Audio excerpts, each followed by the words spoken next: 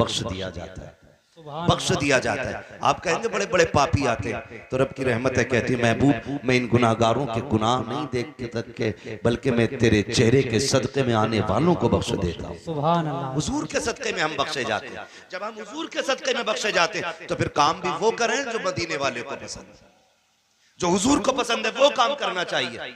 ये मेले तमाशों में बेपर्दगियां कितनी होती हैं, हद से ज्यादा बेपर्दगियां होती हैं।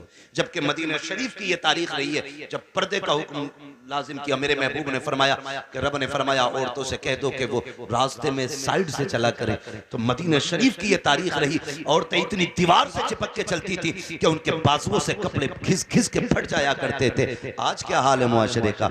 आज आप रास्ते से हटे तो हटे, वरना सामने से आने वाला हटने के लिए तैयार नहीं है। इस मुआशरे को कितने बर्बाद किया, किसने बर्बाद किया, किसने बर्बाद किया? ओ भाई, कहीं ना कहीं हम ही इसके जिम्मेदार हैं। अल्लाह और उसके रसूल का खौफ करें। हमें क़यामत में अपने रब को मुंह दिखाना है, मुस्तफ़ा से मुलाकात करनी है, तो क्यों ना वो काम करें जब मरने के बाद जनाजा निकले तो बताने की जरूरत ना पड़े कौन गुजर के जा रहा है। तुम्हारे जनाजे का कफन ये बता दे, लहद में इश्क़ रुखे शह का दाग लेके चले। अंधेरी रात सुनी थी, चराग लेके चले, तेरे गुलामों का नक्शे कदम है राग़े खुदा, वो क्या भटक सके जो ये सुराग लेके चले। सुभान अल्लाह। नारे तकबीर, नारे रिसालत, उलमाए अहले सुन्नत, हज़रत अल्लामा मुफ्ती अहमद रज़ा साहब क़िबला, नारे तकबीर, नारे रिसालत। और चादरों की भी हकीकत ही है। 6-6 किलोमीटर से हजरत कह रहे 70 गज की चादर ला रहे, मैं ढोल के आ रहा है। 70 गज की चादर 12 किलोमीटर से नौजवान लेके चले। ख्याल आता शायद सारे ही रोजा रख के चले होंगे। हर कदम पे 2-2 रकात नफल अदा करते आते होंगे। फर्ज तो फर्ज तहज्जुद नहीं छूटती होगी, लेकिन जब पहुंचो और जब चादर आए तो देखो कोई भांग पी के आ रहा है, कोई चरस मार के आ रहा है, कोई रास्ते में थक गया था तो पौवा ही मार दिया। ये हकीकत हमारे मज़ारों की चादर की है। मसला के आला हजरत ये है कि अगर पहले से मज़ार पे एक चादर मौजूद है, जब तक वो बोसीदा ना हो जाए दूसरी चादर चढ़ाने की इजाजत नहीं। ये मसला के आला हजरत है।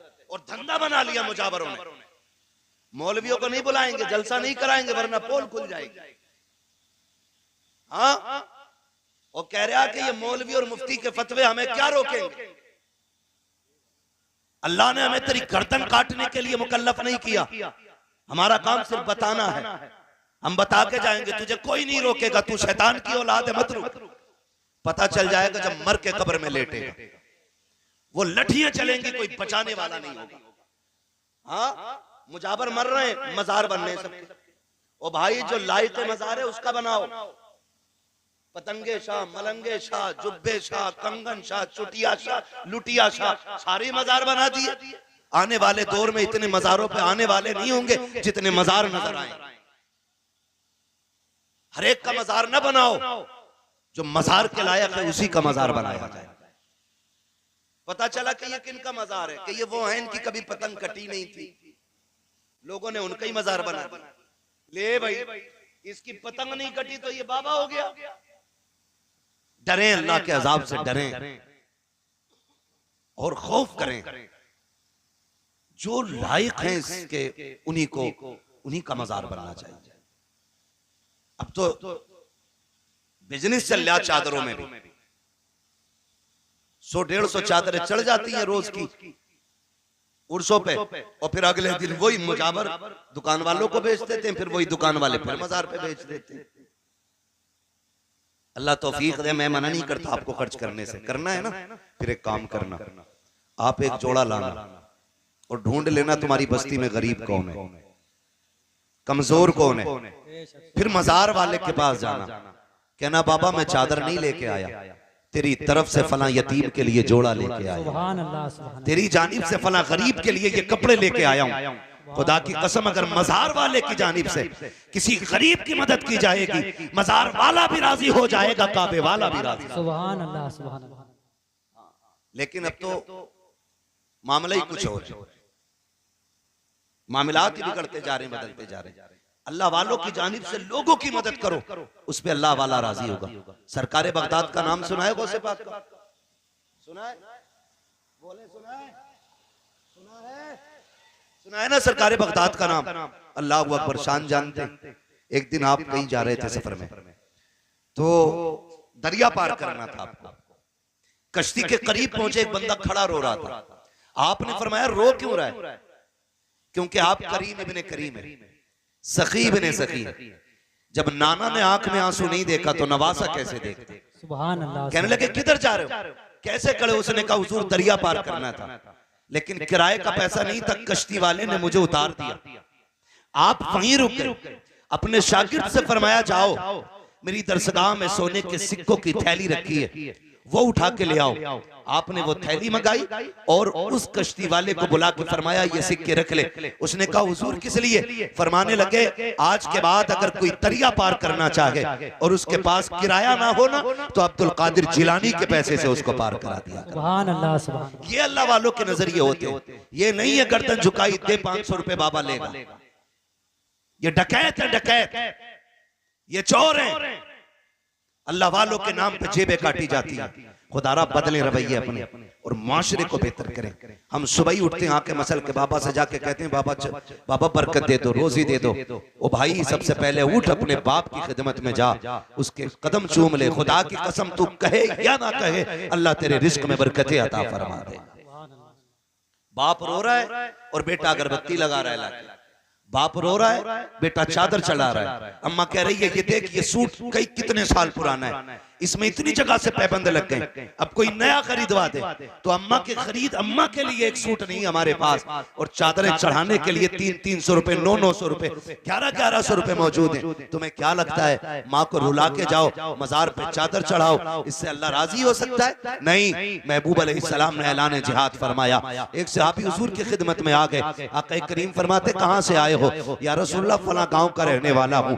मेरे नबी ने फरमाया बता पीछे किसे छोड़ के आया है? कहते हैं या रसूलुल्लाह माँ बाप छोड़ के आया हूँ। कोई और भी है? कहा नहीं आका। कहा किस हाल में छोड़ा है? कहा या रसूलुल्लाह मैं उन्हें रोता हुआ छोड़ आया हूँ। आका ने ये बात इसलिए छेड़ी थी क्योंकि मुस्तफा देख रहे थे जब वो घर से चला था, आका देख रहे थे जब वो घर से आया था, और सरकार देख रहे हैं, इसलिए बरेली के इमाम ने कहा है और कोई गैब क्या तुमसे निहा हो भला, जब ना खुदा की छुपा तुम पे करोड़ों दुरूद। आका करीम फरमाते हैं किस हाल में छोड़ा है? या रसूल अल्लाह उनकी आंख में आंसू थे। कहा उन्होंने रोका? कहा जी रोक रखे थे। फिर तूने क्या कहा? कहा अम्मी जान मुझे हुजूर की खिदमत में जाके शहीद होना है, शहादत का रुतबा लेना है। आका फरमाते जा वापस चला जा, जिन माँ बाप को रोता छोड़ आया है उन्हें जाके मुस्कुराहट दे दे, अल्लाह तुझे इसी में शहादत का सदका, शहादत का सवाब अता फरमा दे। सुभान अल्लाह, सुभान अल्लाह।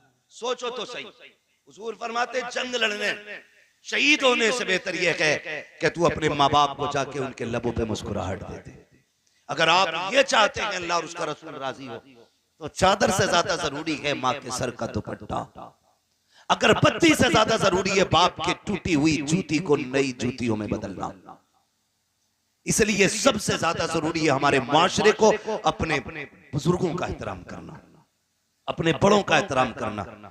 ये तमाम तर उलमा अहले सुन्नत, अल्लाह माफ करे, अब तो हरा कपड़ा बांधे और थोड़ी देर बैठ जाए कहीं तो फिर मौलवी साहब की थोड़ी सुन रहा, फिर नहीं सुनेंगे, फिर तो खुद ही मुख्तार बन जाते, कहते अरे मौलवियों के यही काम है, मौलवी होते ही ऐसे। अल्लाह का शुक्र है कि मौलवी ऐसी ही होती, शुक्र है अल्लाह का। यही वो जमात है जो अभी तक अपनी जगह पर मजबूती से कायम है, यही वो जमात है। तंज करना किसी भी आलिम पर, उसको हिकारत से देखना, फरमाया गया किसी आलिम की तौहीन न करना, वरना अगर तुमने किसी के इल्म की बुनियाद पर उसकी तौहीन की तो फिर बेदीन होके दुनिया से जाओ, बेदीन होके दुनिया से जाओगे। ये हमारे साथी हैं, मेरी औकात क्या, मेरे जैसे कितनों की उंगली पकड़ के इन्होंने आसमान तक पहुंचाया। हाँ, इनकी जूतियों का सदका है कि लोग लाइनों में खड़े रहते हैं। बताओ अगर शागिर्दों का ये आलम है फिर उस्ताजों का आलम क्या होगा? सोचें जरा, दिमाग लगाएं। जिसकी ये उंगली पकड़ दे उसे इतना ऊंचा कर देते तो फिर रब ने इनका मकाम कितना ऊंचा कर रखा होगा।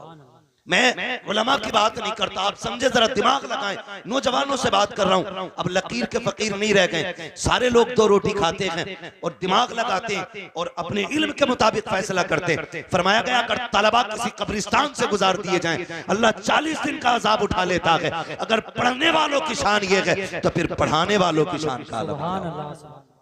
आप नौजवानों गुजारिश है मेरी आपसे, अगर रिस्क में बरकत चाहते हो, कमाई में बरकत चाहते हो, तो फिर उलमा का एहतराम करें, उलमा की इज्जत करें। फरमाया गया जिसके घर में बरकत ना हो वो कुरान वालों पे खर्च किया करे, पढ़ने वालों पे खर्च किया करे। तुम्हारे कुरान वालों पे खर्च करना तुम्हारी दुनिया में भी बरकत का सबब बनेगा और आखिरत में भी खुदा की रहमत का सबब बनेगा। लाजिम ये है कि आज जो जाहिरी तौर पे रस्मन हम बुजुर्गों के साथ रवैये इख्तियार कर रहे हैं, ये हमारे गलत रवैये हैं। हमें सही तरीके से दुनिया में रहना है, अल्लाह और उसकी रसूल की रजा हासिल करनी है। फरमाया गया या अय्युहल्लज़ीना आमनुत्तकुल्लाह वकूनू मअस-सादिकीन, ईमान वालों अल्लाह से डरो और सच्चों के साथ हो जाओ। ये डर कब पैदा होगा? जब उलमा के साथ आप बैठेंगे, ये आपको जायज नाजायज की खबर देंगे। कई लोग बियर पीते कहते हैं कुछ नहीं मौलाना, ये तो जूस के तौर पे पीते, एनर्जी ड्रिंक है। शर्म आनी चाहिए, हर वो चीज जिसमें नशा होता है और नशा उतना के जिससे कदम डगमगा जाए। अल्लाह अकबर, ये जितनी भी इस तरह के नशे होते हैं ये शरीयत ने हमारे लिए हराम कर दिए हैं, शरीयत ने हमारे लिए हराम कर दिए हैं। इन सारी चीजों से शराब का एक कतरा एक बाल्टी पानी में पड़ जाए वो सारी बाल्टी नापाक हो जाया करती है। हम ये कहते थे नहीं जी मौलाना कोई बात नहीं है तो बियर है। मौलाना तुम क्या जानो, तुम तो सब चीज को शराब देखते हो। मौलाना नहीं जानता बेटे, जहां मौलवी पहुंच गया कि आज तक वहां साइंस नहीं पहुंची है।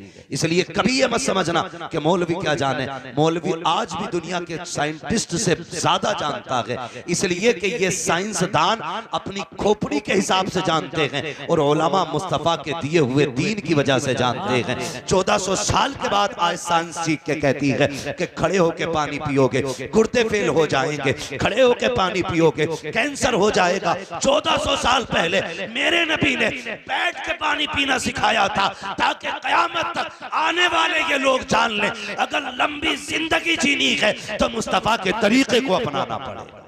आज लाजिम है हुजूर के तरीके को अपनाया जाए, उलमा के साथ बैठे, हराम हलाल की तमीज करें, यूं ही मजार नहीं बन जाते। अला व मम्मा तआला हुब्बे आले मोहम्मद जाल अल्लाहु क़ब्रहु मज़ार मलाइकतिर रहमा। खबरदार जो अहले बैत की मोहब्बत में दुनिया से जाता है अल्लाह उसकी कब्र को मजार बना दिया करता है, मजार बना दिया करता है। चूंकि मुझे जल्दी है, माजरत खा हूँ, इसलिए इजाजत चाहूंगा।